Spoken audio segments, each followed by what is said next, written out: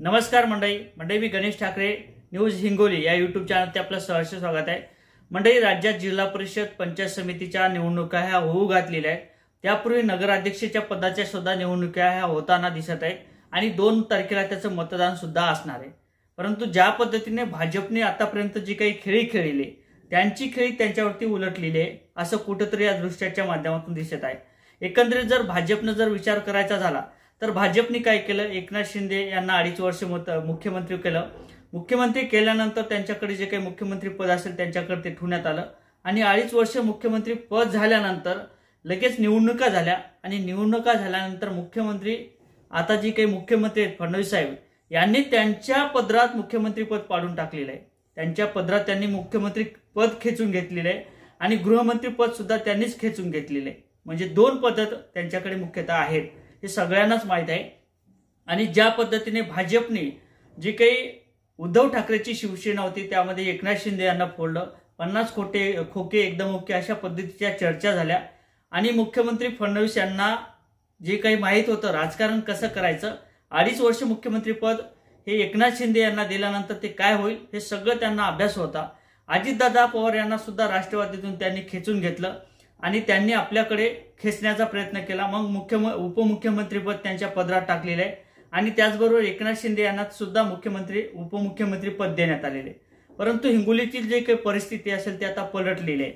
आता जे काही भाजपचे नेते होते, जे काही उमेदवार होते नगराध्यक्ष पदाचे, म्हणजेच भास्कर बांगर अशा पद्धतीचं त्यांचं नाव आहे, हे खरं तर भाजपकडून उभे होते नगराध्यक्ष पदासाठी।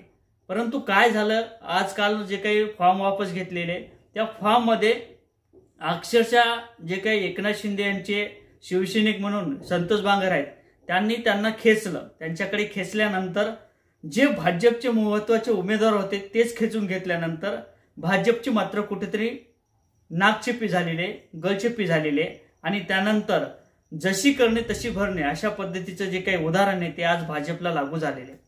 भाजपची खेळी संतोष बांगर यांनी खेळवलेली आहे, म्हणजेच संतोष बांगर यांनी मेन उमेदवारच खेचून घेतलेला आहे। एका दिवसात त्यांना बाजूला टाकलं आणि त्यांना जे काही एकनाथ शिंदे यांचा पक्ष आहे त्या पक्षात प्रवेश दिला, म्हणजेच शिंदे गटात प्रवेश दिला आणि त्यांना जे काही पद असेल ते पुढचं मिळेल, त्याचा काय फायदा होईल त्यांना माहीत असेल। आणि ज्या पद्धतीने एकनाथ शिंदे यांनी खेळी खेळली त्याच पद्धतीने आता कुठेतरी धागेदोरे हे दिल्लीत सुद्धा घुसलेले आहेत आणि तीच जी काही रणनीती असेल त्यांना त्यांच्या कार्यकर्त्याला सांगून टाकलेले, जे काही आमदार असतील संतोष बांगर त्यांना सुद्धा ती खेळी सांगितलेली आणि आज भाजपला कुठेतरी मात देण्याचं काम हे हिंगोलीच्या माध्यमातून झालेले आहे असं कुठेतरी स्पष्ट होताना दिसत आहे। अशीच खेळी आता प्रत्येक राज्यात आणि प्रत्येक जिल्ह्यात प्रत्येक नगराध्यक्षाच्या माध्यमातून होऊ शकते आणि काय रणनीती आखल्या जाते हे देखील पाहणं महत्त्वाचं ठरणार आहे। परंतु या संदर्भात नेमकं तुम्हाला काय वाटतं नक्कीच कमेंटमध्ये सांगा। व्हिडिओ आवडला तर लाईक आणि शेअर करायला सुद्धा विसरू नका। जय शिवराय।